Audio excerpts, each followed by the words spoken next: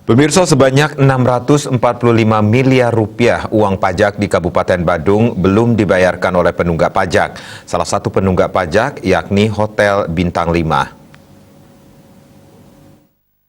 Uang pajak sebesar 645 miliar yang belum dibayarkan oleh penunggak pajak menjadi sorotan Ketua DPRD Badung, Putu Parwata.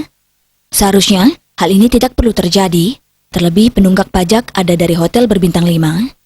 Untuk itu, pihaknya meminta Bapenda Badung harus berinovasi dalam menagih pajak dari penunggak pajak ini dengan selalu transparan. Transparan harus dilakukan supaya dapat menumbuhkan dan memaksimalkan pendapatan pajak. 87% PAD Kabupaten Badung dari sektor pariwisata, yakni hotel dan restoran. Dengan tunggakan pajak ini berpengaruh bagi kegiatan-kegiatan pemerintah dalam memberi pelayanan terhadap masyarakat.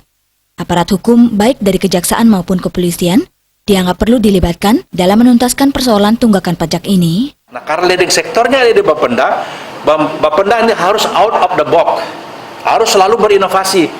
Sampai pandangan praksi-praksi mengatakan Badung ini harus dibangun dengan sistem pungut pajak online real time.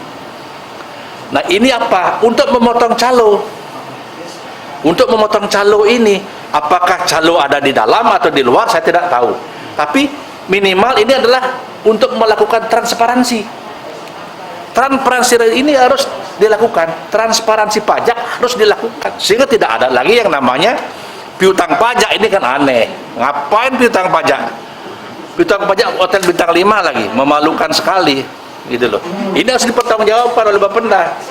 Bila perlu kita akan mengundang kejaksaan, polisi untuk turun ke bawah. Cek itu barang, sehingga dengan demikian jangan sampai karena kita kebutuhan masyarakat nggak bisa dijalankan. 645 miliar piutang, dan itu termasuk Hotel Bintang 5.